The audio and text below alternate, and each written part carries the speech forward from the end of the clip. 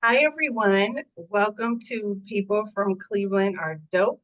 I am Erica Miller, and joining me today as the featured person from Cleveland is Martin Raxton, President and CEO of Crimson Political Action Council. Martin has decades of professional experience in portfolio and program management leadership roles. He is currently a senior program director at NCR and has worked in the insurance, financial services, energy, and hospitality industries. Additionally, Martin is the vice chairman of the Douglas County Board of Assessors and a board member for the Michigan State University Black Alumni. He has served on the City of Douglasville Planning Commission and in leadership roles within public administration, professional organizations, and the Democratic Party. He is a life member of Kappa Alpha Psi Fraternity, Incorporated, and a graduate of Michigan State University and Cleveland State University. Martin is a candidate for Douglas County Commissioner District 3. Thanks for joining me, Martin, and welcome to People from Cleveland Are Dope. Well, thank you so much for having me, Erica. I love the way you say decades of work experience in the various financial and portfolio spaces.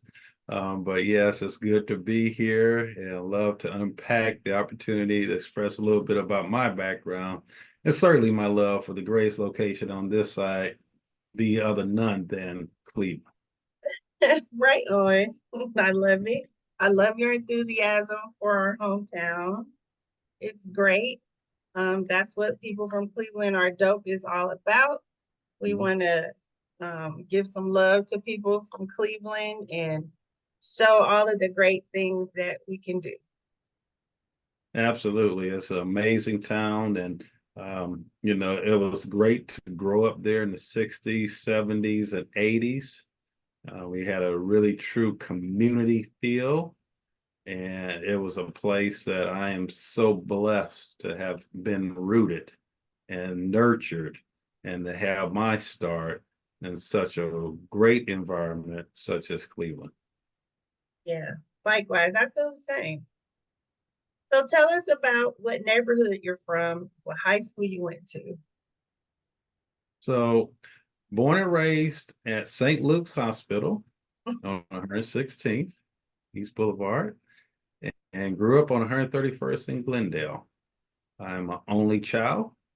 Unfortunately, both of my parents are deceased, but grew up in the Mount Pleasant, Lee Harvard community, and Mount Pleasant. At that time, it was Ward 3. And I can remember some of my city councilmen and mayors and other elected officials there in Cleveland at that time. And I went to elementary and middle school at Mount Pleasant Catholic. And my freshman, Sorry, you froze a minute. unfortunately, Cathedral Latin closed in 1979. So I transferred to Chanel, which at that time was an all-boys school. And I transferred there and completed my high school career at Chanel from 79 until 82. And unfortunately, my high school is physically no longer there. The middle and elementary schools are no longer in operation, so I don't have a physical property or a value or opportunity to come to see where I went to school to do my formal education in Cleveland. But I definitely have those fond memories and will never forget the experiences of growing up there and being a part of the community and getting my initial education there in Cleveland. Where did you like to hang out when you were growing up? So when I was growing up, I used to like to hang out with all of the kids in my neighborhood and grew up on Glendale. So I knew everyone knew each other. We went outside. So we actually went and played basketball at Jameson or up at Corlett. We played any bounce at Corlett or at Mount Pleasant. We played football there in the streets on Chapel side or in Glendale.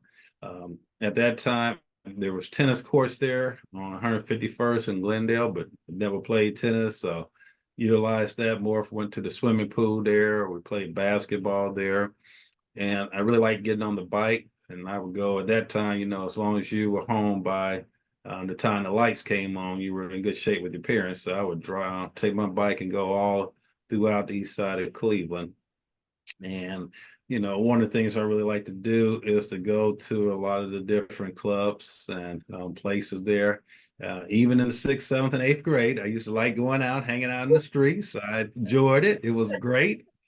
And I say that to say that by the time I went to college, it wasn't foreign and it wasn't brand new for me because I Mm-hmm. did that. I've been there, done that, experienced those things. Mm-hmm. So there's always different dances that they used to have, even at the middle school and high school level. St. Henry's used to have a dance. So we used to go to St. Henry's. And then there was different clubs around the community. We was like, yeah, we want to go to the Chic, or we want to go to Togo, or you know, we want to go to the Old Vales that was on 105. So to have those opportunities to go there, you know, even before graduating, again, it was not so brand new.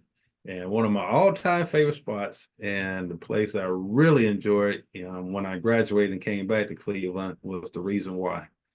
And Oh that was one of yeah. my favorites, you know, Shaker Square. And that was like the last stop in before I took it on to the house. Yeah. I feel like maybe I was a little bit too young to go to the Reason Why, but I know people went there. Like I totally remember the name of that spot. I just don't remember going in there myself. I could have, but I don't remember. Um, and I went to the Nouvelles Oh, okay. Yeah. Yeah. I went to the New Bells. And and then the Mirage on the Water. yeah, the Mirage was nice. You know, like I said, all that was after I graduated, moved back, the Hmm. Mirage. And like I said, I used to love going to Reason Why.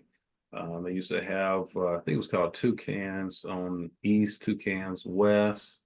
So like hanging out there. I mean, like I said, I used to love being out and about in the community and having that community vibe. And you know, when we talk about other places and things I like to do, I used to love the shrimp boat. Go eat up that foot long with the fries with the sauce on it. The one on And Lee Harvard.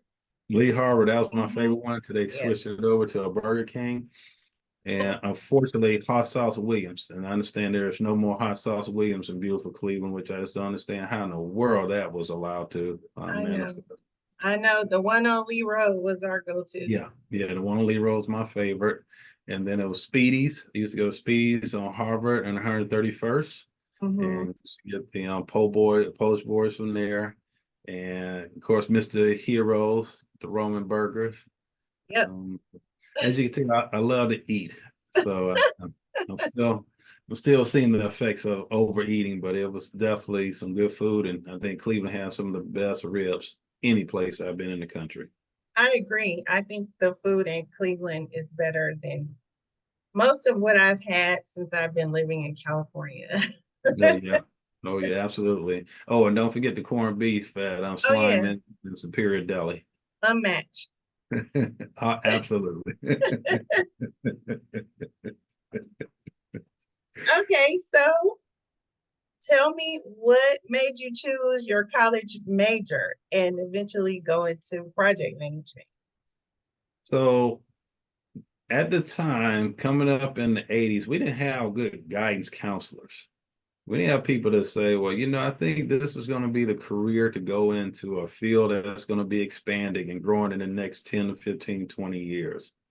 So when I went to school at Michigan State, I always liked working with people. I enjoyed being around people. And industrial psychology was the opportunity to work with people in the private sector, in the employment sectors, and in the office. So I thought that was a really good combination. And I had opportunity to do an internship while I was at Michigan State. And I figured, okay, psychology is probably not what I really want to do moving forward and professionally long term. So I thought government would be a great route. And growing up in Cleveland, we always heard about the government. We always heard about the city of Cleveland or the Absolutely. Cuyahoga County government. I said, well, let me go ahead and get a degree and go back home to beautiful Cleveland and get a master's at Cleveland State. which at the time was one of the top 3 or 4 master programs in urban affairs in the Yes. country. Yeah. So went and got a master's degree, and while working on my degree, worked at the welfare office. Worked there on 220 West St. Clair, and also did an internship there as part of the program with my master's. And had also worked in other fields, worked at the federal government, IRS, worked on learning how to do direct calls and cold calling in a call center. That's a So skill. definitely got some great, yeah, got some great experience. And that was great experiences. And once I graduated from Cleveland State, I moved to Florida. But just the opportunities to, get a degree there, Cleveland, to work in the field, was able to get a job in housing and community development. Did that for several years in Florida, then moved to Atlanta, where I live now. And said, you know what, IT is booming. IT is, I'm doing project management in the public sector. Let me have these transferable skills, people skills, things that I've learned across the years, and transition that into IT, and got into program portfolio management. And one of the first major initiatives I worked on was back, you've heard of Y2K, when we Of course. switched over Uh, in 2000. So that was an opportunity for me to lead a team in multiple jurisdictions and to really learn IT, from coding development, as well as some of the hardware databases, and really understanding all the systems that we had to look at and do validation and testing for Y2K. And I've been in it, as you said, for several decades, but in different verticals, in IT, insurance, energy, as well as fintech. So definitely got a great wealth of experience, and run some great programs and great initiatives for some major organizations, which you mentioned earlier. And one thing that I share about being in a program portfolio management is that you're like the quarterback of the team, and you're the one that has to make sure that as things go awry, that you're that calming force, and you're the one that's keeping everyone in place, keeping things going, keeping an eye on issues, risk, and making sure that we mitigate those, and understanding the budgets and the stakeholder impacts. So really was a great opportunity to put that leadership cap on, and to really have the team to embrace some of the deliverables that we have for our clients.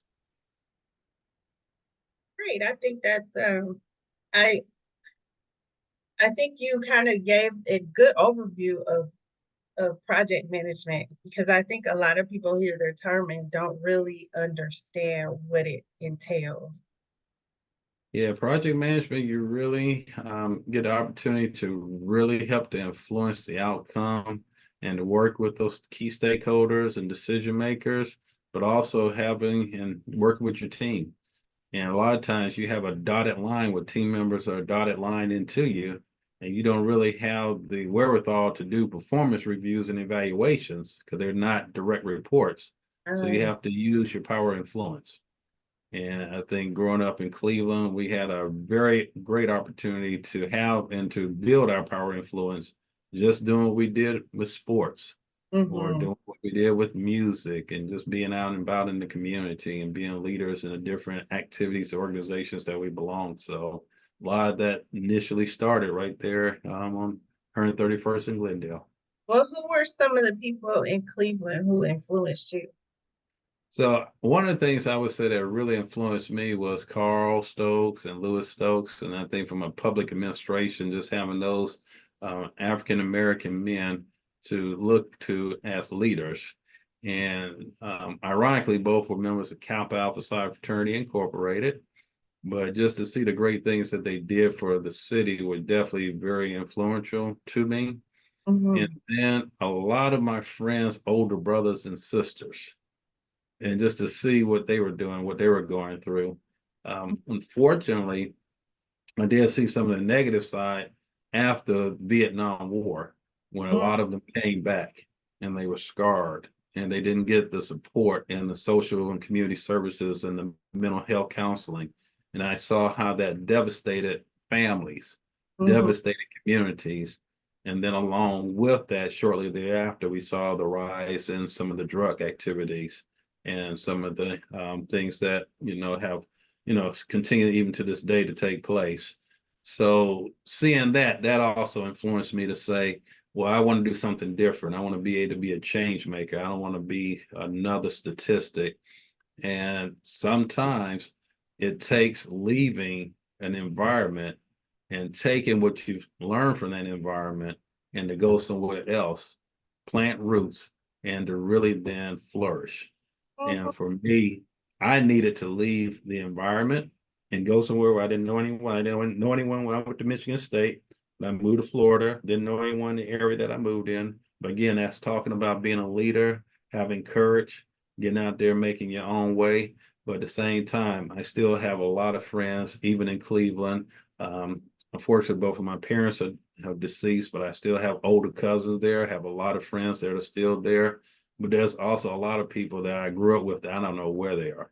I've Mm, lost track of them. And, mhm. I would say maybe 20 years ago, I started to try to research and find some of my older friends, but there was just bad stories. It was just a lot of sadness that I would get, a lot of grief, and I just had to stop, Yeah. trying to, hunt people down and just to see, hey, whatever happened to so-and-so or this person. So, there's definitely some of those battle wounds there. Mhm. But I think because of that, that toughens you up and dealing with what we deal with now, it's like, once you've been tested and you've proven yourself in that area, then when that comes up again, you'd already know how to deal with it. Mhm. So now, it's like, okay, I've dealt that, I've been through that, I've been through that war, and now we can persevere, and now we know we can see ourselves over on the other side. Right. That's right. So uh, as a member of a D9 organization, know how great of an influence Delta Sigma Theta has been on my life. So how has Kappa Alpha Psi influenced yours? So from the very beginning, I didn't really know a lot about fraternities and sororities when I went to Michigan State. So no one really talked to us about that. I had some older cousins that were members of Omega Psi Phi, but they really didn't say, "Hey, we're going to make sure you become a D9, and we want you to become a member of our, fraternity." So when I got to Michigan State, I really had to kind of look at things on my own and just kind of align myself with individuals that were like-minded, that I saw a lot of synergies to, and I thought I could add value. So being an only child, I didn't have brothers or sisters, so becoming a member of a fraternity, that gave me that brotherhood, that gave me that sense of belonging, that gave me my sense of community. And it's even ironic that this week coming up, I'll celebrate my 40th year being a member of Kappa Alpha Psi. Right on. And we start Congratulations. well, thank you. And we started out with 21 individuals, and we ended up with 14 that finished the in crossing over. Unfortunately, two have deceased and moved to the Golden Shores.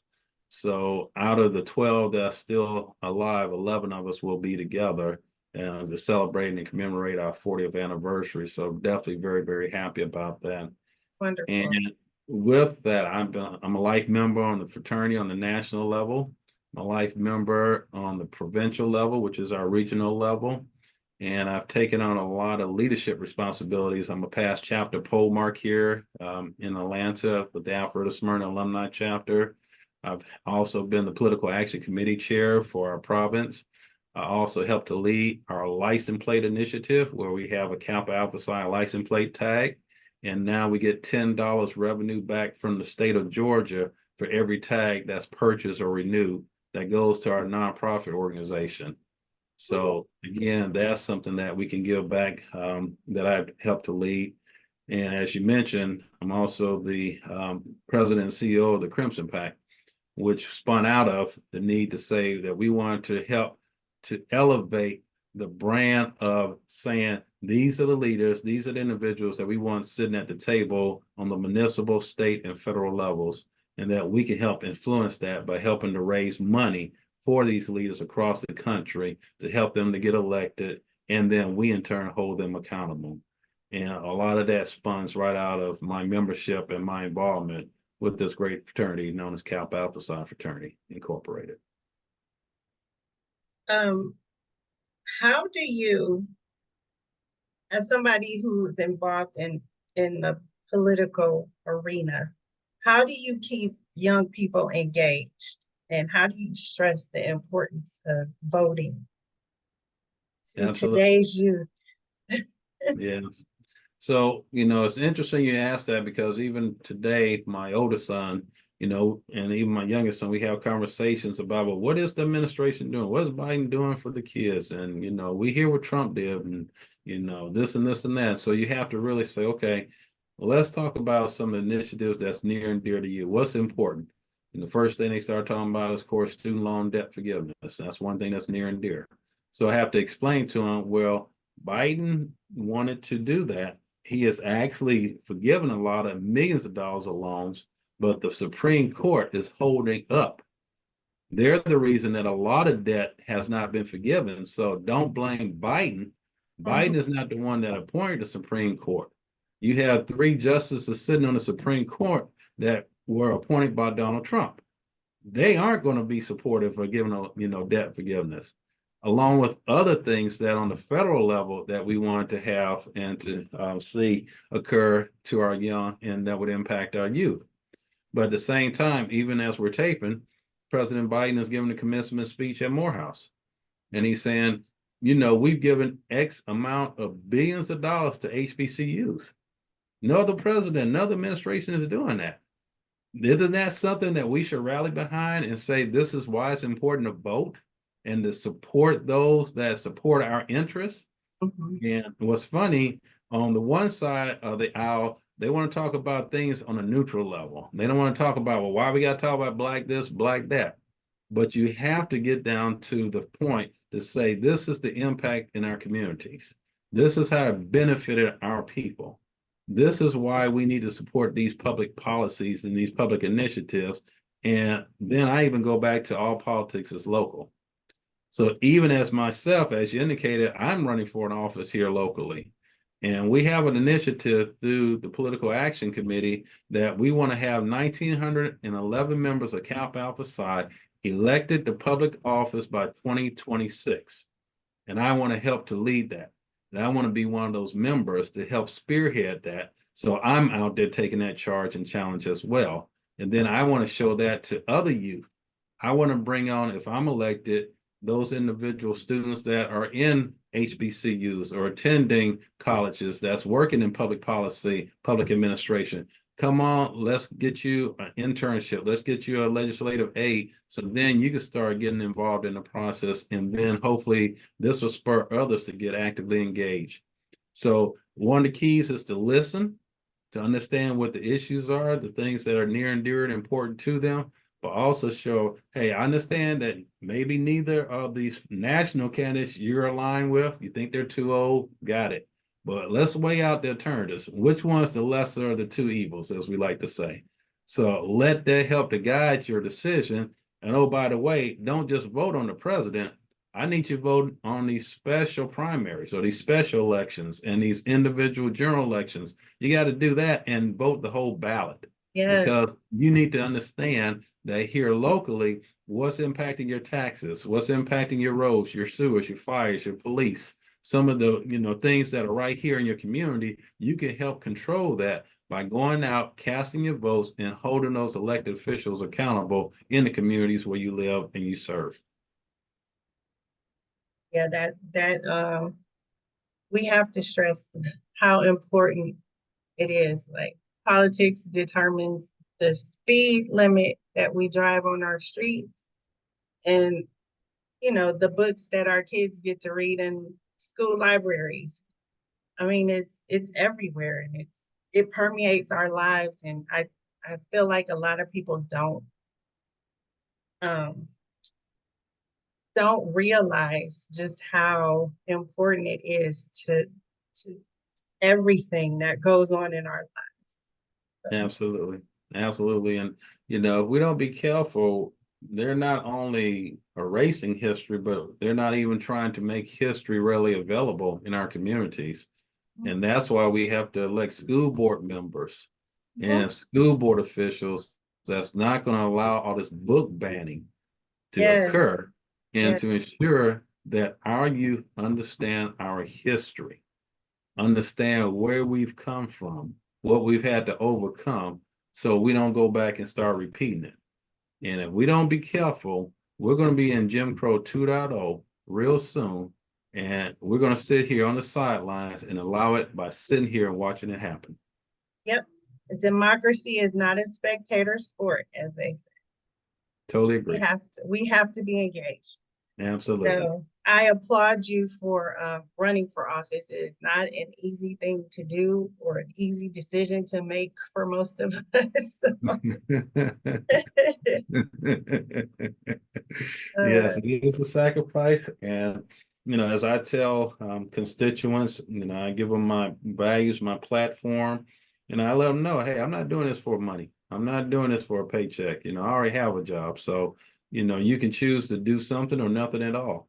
But I'm choosing to try to lead and to try to improve the community that I live in. And these are some initiatives that I want to ensure that we bring into the area that I live in, which is in Douglasville, Georgia, specifically District 3.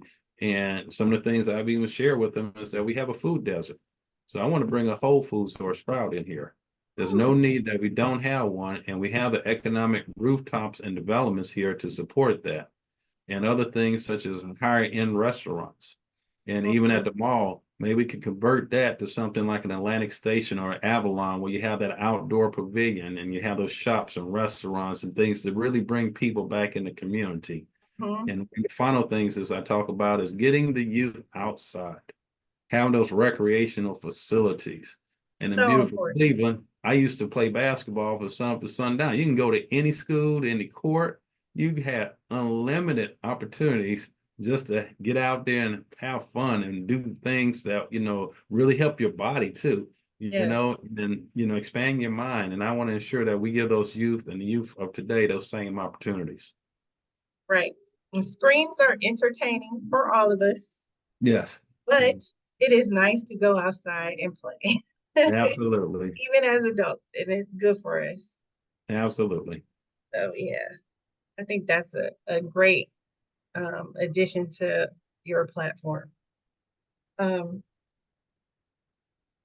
What advice would you give to an 18-year-old who's about to start college or just getting out of high school, embarking on their adulthood? So I would say the youth of today are more entrepreneurial. They don't follow the traditional path and career path that my generation followed. Our parents instilled in me, hey, go get a job. And, hopefully you're not working in a factory. You can work somewhere where it's a 9 to 5 and you're inside and it's a clean environment and you stay there and make a career of it. So a lot of our youth are very, very entrepreneurial. They want to create. They want to do things with technology, do things with different fashion, music, etc. So I would implore them to find your passion. Define what's going to be something that's going to be beneficial that you're going to see as a hobby. You're going to be so good at it. It's going to be so unique for you that you can get paid for it. And it's something that you can bring others into.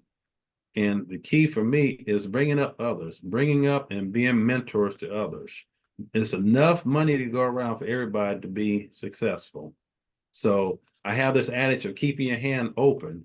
So the more things that flow out of it, the more things can pour into it with an open hand. So keep your hand open, think through some initiatives and ideals that you really enjoy. And college isn't for everybody. I get that. So there's plenty of opportunities for trade. There's plenty of opportunities for technical certifications, but find your niche and surround yourself with those individuals that got something going on. Surround yourself with those that you're trying to align to or that you think you would like to become and really absorb and soak up some of the great things and lessons that they can really pour into you to help you not make some of the same mistakes that they did and to help jumpstart your particular career path. So for me, those would be some things that I would share with the youth. I think there's a lot of opportunities out there and to just really align yourself and really take advantage of the opportunities that you had that we didn't have back in the 70s and 80s. A lot of things have changed. So take advantage of them, read, research, and go out there and implement and execute with excellence. So we know you're running for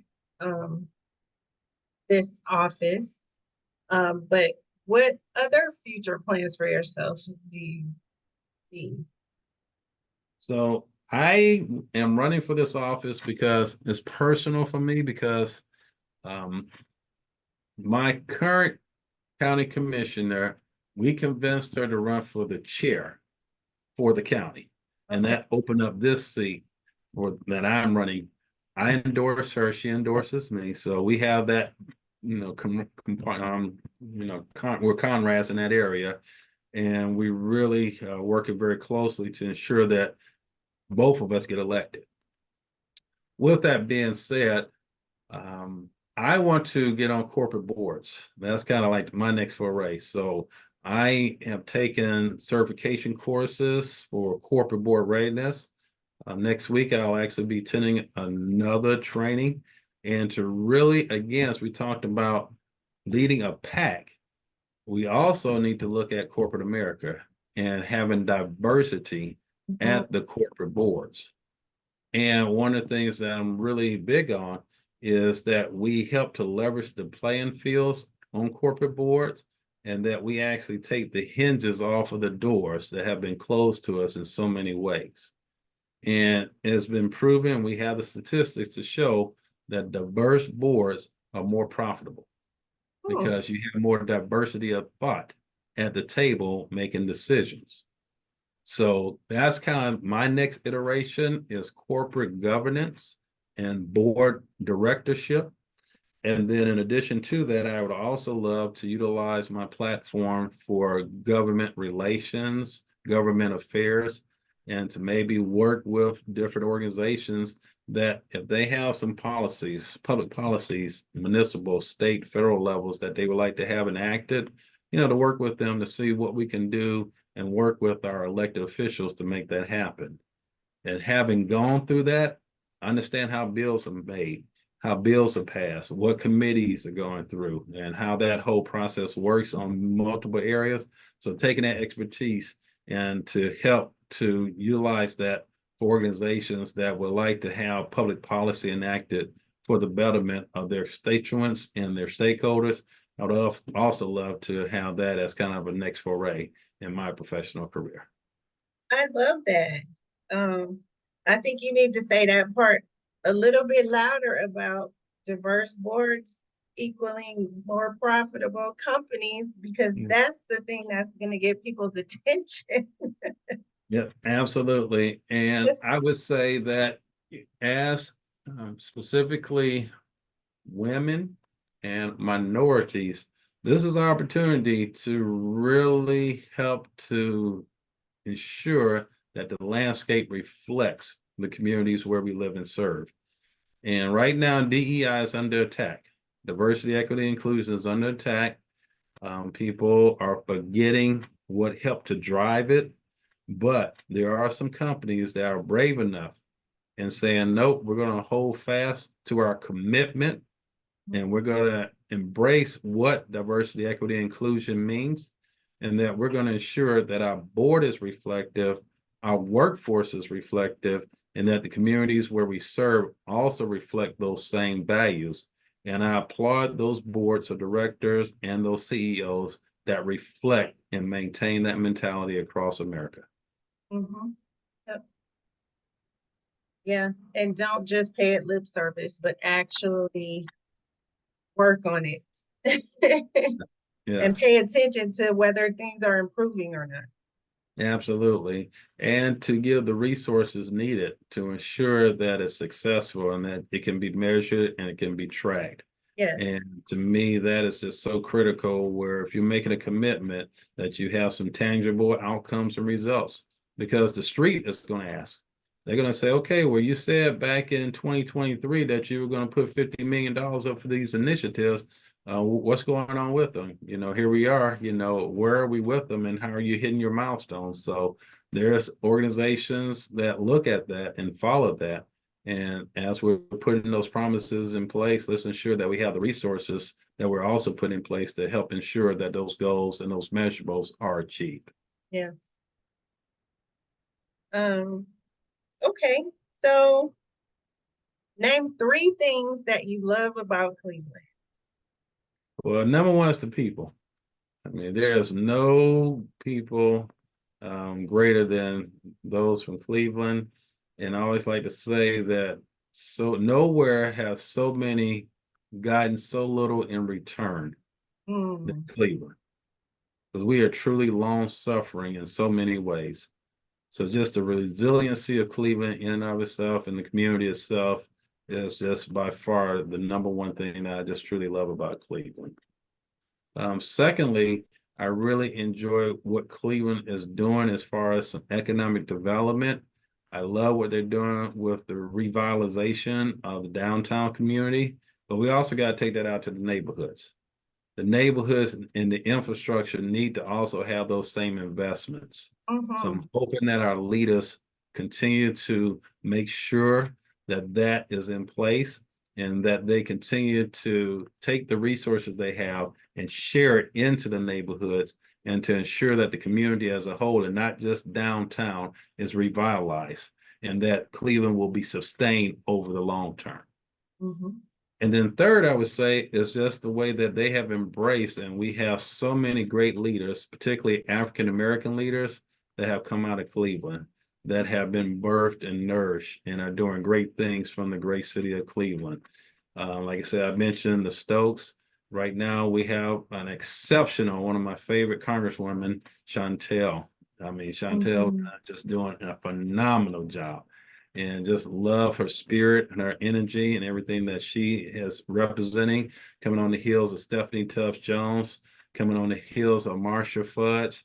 And what Chantel Brown is doing is just, truly just a legacy. And people will be reading about some of the great things that she's doing in our community for years to come.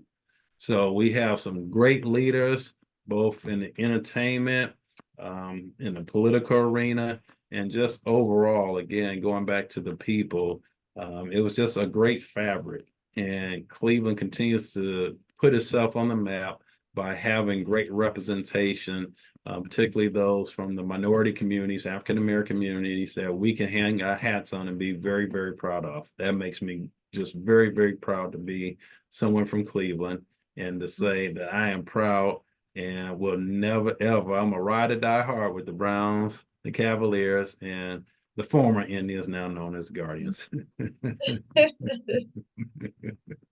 Yeah, the sports teams will always bring us together. Always, always. I'm gonna watch my Browns, and hopefully, we will continue to do better. That's all we can do is hope. Yeah. Okay, if people want to get in touch with you, how can they find you?